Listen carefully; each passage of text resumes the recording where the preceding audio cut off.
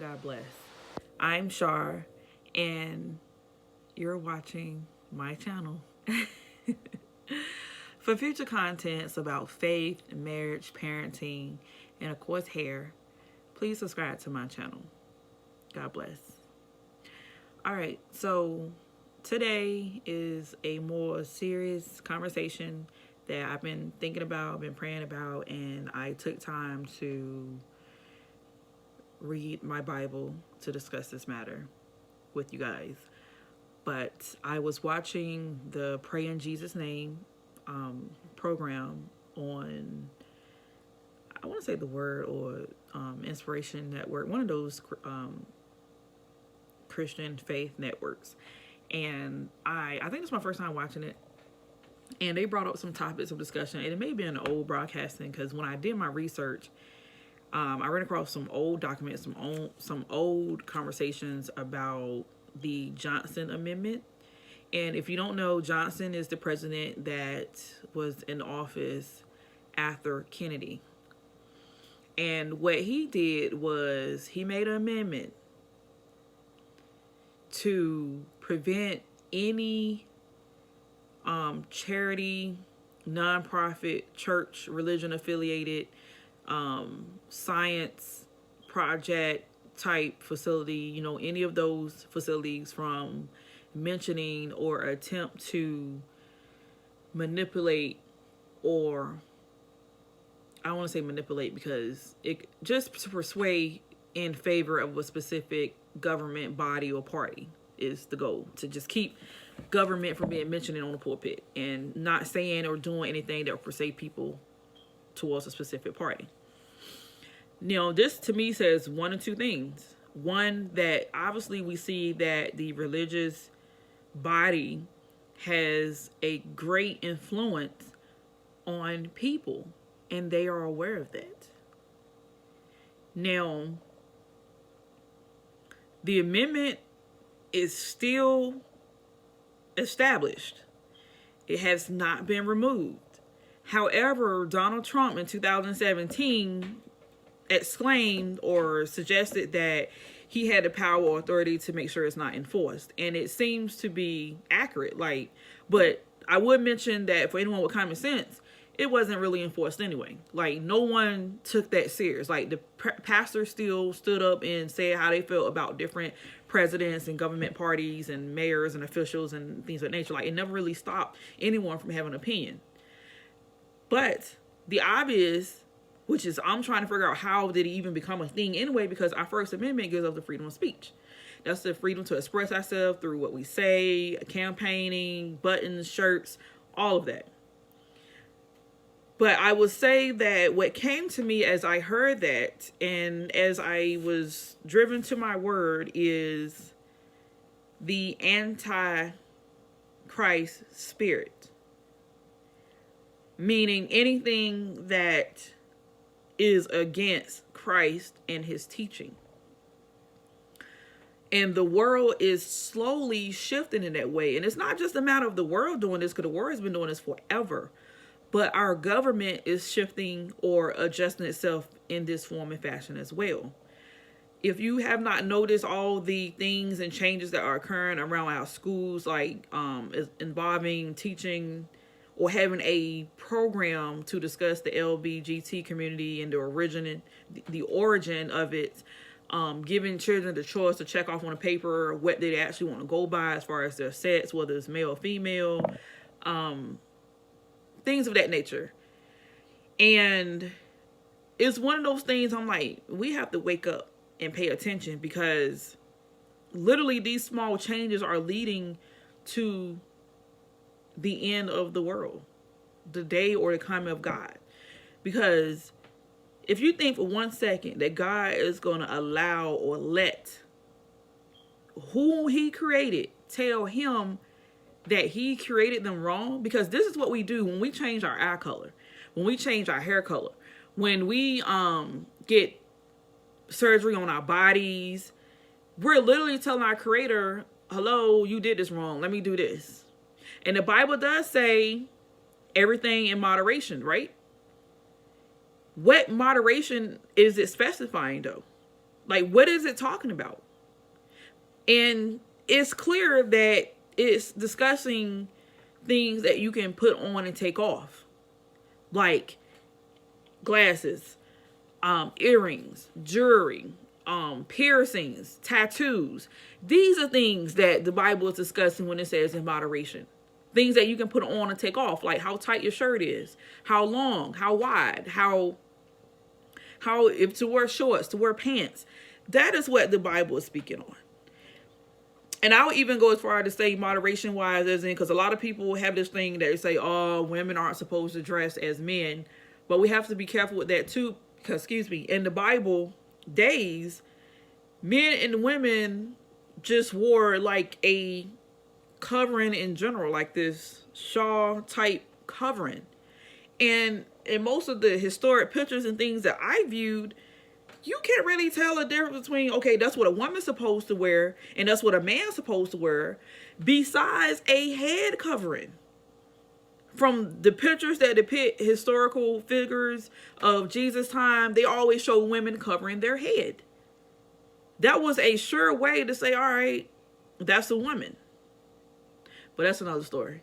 But anywho, I say that to say that slowly but surely, because we're saying that we're just moving in a tolerable way. I'm telling you that if you give the devil an inch, he's going to take a mile. We know this. We see this. Yes, it started out something as saying, hey, let's tolerate gay people. Which I'm not saying by all means. Nobody should be attacked. Nobody should be abused. Nobody should be judged, because sin is sin.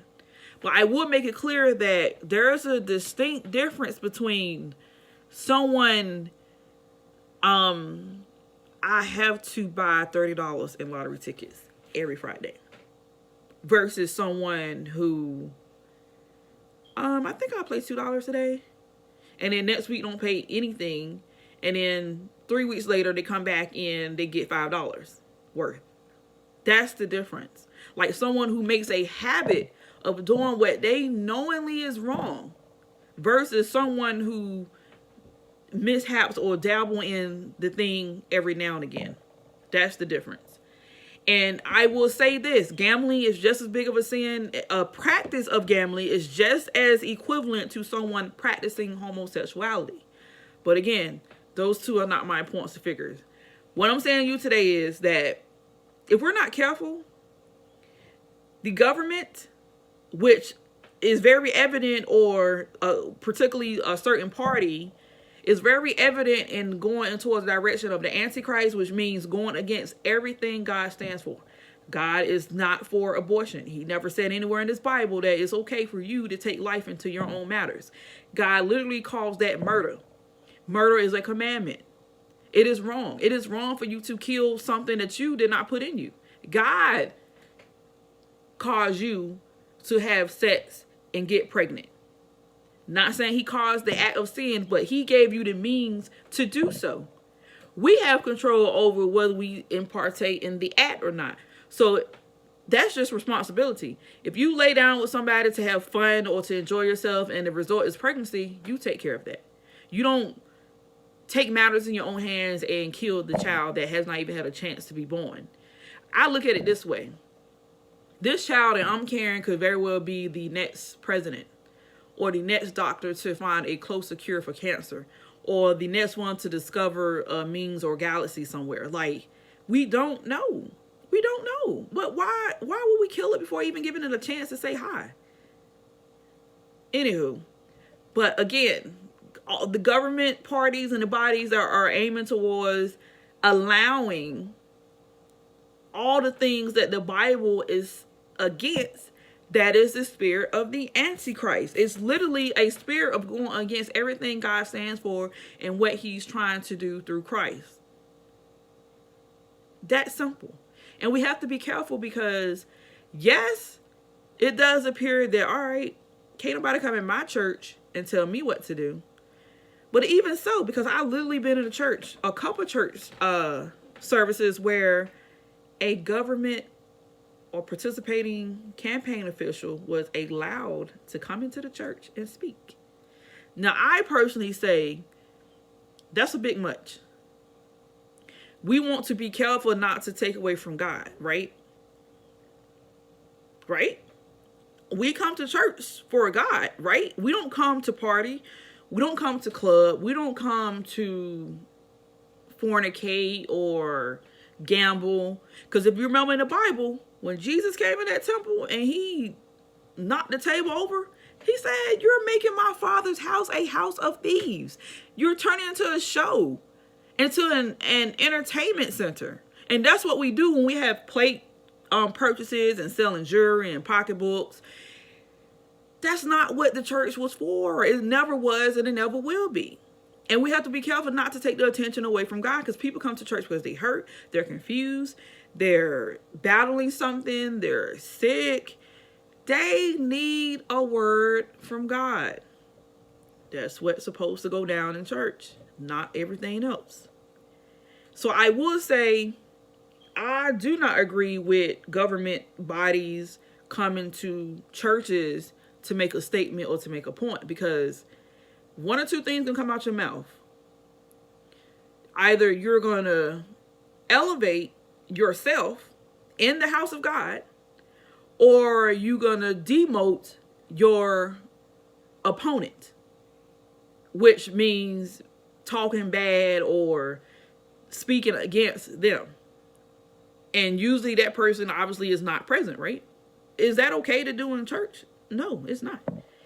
So I just think it's interesting that, for one, I was asleep because I used to not even think twice about who was running, what they were doing.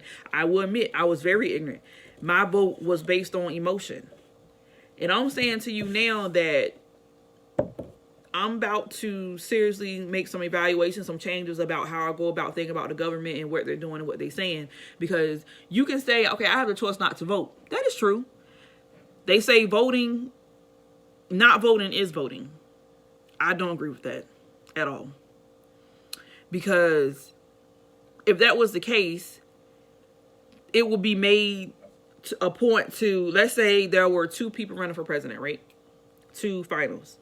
And the ballot says A, B, or C, which is nobody.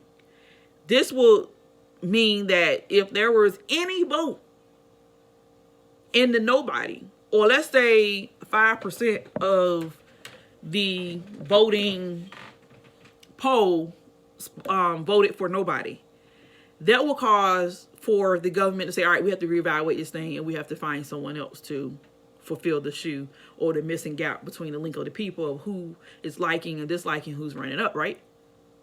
But it's not that way. Like, it could be 2,000 people in the, oh, I'm not voting for anyone spot, and they're still going to go with the majority rule in the A and B. And we have to wake up and realize that you not voting doesn't make the people who are running for president not to be voted into presidency. Duh. That's common sense. I ain't saying nothing. I ain't participating. Nope, I ain't gonna do it. And then for you to say that, God has nothing to do with the government body. I got a scripture for you. Romans 13. And let me see. Let's start at verse 1, right? Let everyone be subject to the government authority, for there is no authority except that which God has established. The authorities that exist have been established by God. 1, you need to respect them. 2, you need to follow directions. This world, this body, this United States of America is based on the fact that you have the right to vote. And I don't understand why something that was fought for so harshly, bloodshed, insanity, corruptionness, like all these things went on for the sake or the fact that, hey, somebody wants to make sure that you have a chance to vote and you just throw that away. That's crazy. Consequently, whoever rebels against the authority is rebelling against what God has instituted, and those who do so will bring judgment on themselves. So God has a specific type of judgment for you who decides to, I'm not going to participate. I don't care. I'm going to badmouth this. And mind you, we all have our opinions and our beliefs. But literally right here it says, hey, respect. Respect. Respect those who, because he is the author of all things. He is the beginning and the finisher. He made everything that is because of him. Whoever was voted in, whoever was voted out, all of that. So who are we to sit back and say, I ain't vote for him. I ain't listen to him. I ain't studying him. I'm disrespect him, calling him all kind of names, this, that, and third. We cannot do that. Now, by all means, you can agree to disagree, right? You can say, because your voice is your vote. So if your vote and your voice is contrary to what actually exists, that's fine. But this is why the Bible said you pray for the government authority. You pray for them. Pray that God will keep them and guide them to do what's the best interest of our country. Because sitting around running your mouth and bad-mouthing them or choosing not to participate does nothing. You need to open your mouth and pray. For rulers hold no terror for those who do right, but for those who do wrong. Do you want to be free from fear of the one in authority? Then do what is right and you will be commended. This goes back to like police and citizens. There are some corrupt police officers. There's dirty police officers. Those who take their job too serious. There's those who, when they think nobody is looking, they do wrong. But for those who actually are trying to help, and those who are lending a helping hand, and those who are protecting the citizens, do what is right. Obey the speed limit. No littering, no loitering. No parking in handicap places without the handicap sticker. No throwing things out the window. Like, these are things that are laws and regulations in our country, state, county. The Bible literally says, hey, if you do what you're supposed to do, you'll be commended. Not saying that you will be protected from any and everything, but you have a sense of security here in the word. Now, going back to this Johnson Amendment, we have to be careful. And I would say, for me, it's now or never. Instead of trying to say, vote for this person or that person, because no candidate is perfect. There's flaw in everyone, right? I would say we need to even more so make sure that we bring forth the word of God. And we're not afraid, because while we still have freedom of speech, because mind you, it's starting with, oh, you can't talk about the government bodies or officials or presidents. Then it's going to go to, oh, you can't talk about those who commit adultery, those who commit murder, those who fornicate, those who are homosexual, those who gamble. It's going to become a thing where you can't point a finger where the word says you can. We have to be careful, and we have to strengthen ourselves in our word and strengthen ourselves in our minds and our hearts to understand that our help and our strength comes from the one above, and that we must do his will. And we must not back down, because slowly but surely, that Antichrist spirit is going to be very, very evident. It should be evident for most of you now, but again, we all learning. We all getting to a point of, aha. But I'm telling you now, take the moment now to pray, get into your word and read to know what to do and what not to do. Because before you know it, this Bible won't exist. This Bible is already banned and outlawed for purchase and sale online in China. You woke yet? It must pose some type of threat, right? I wonder what. How about knowledge and understanding of what we're supposed to and not supposed to do? Let's try that. But please, like, don't take my word for it. Read up on what's the changes that are going on. Read up on the Johnson Amendment and see what's going on with that. I'm going to look up into it again, because like I said, the document I read was a couple years old. But I say that to say this, that no matter what's going on, my statement is still the same. We need to be careful. We need to be watchful. We need to be prayerful. And that's it for you guys today.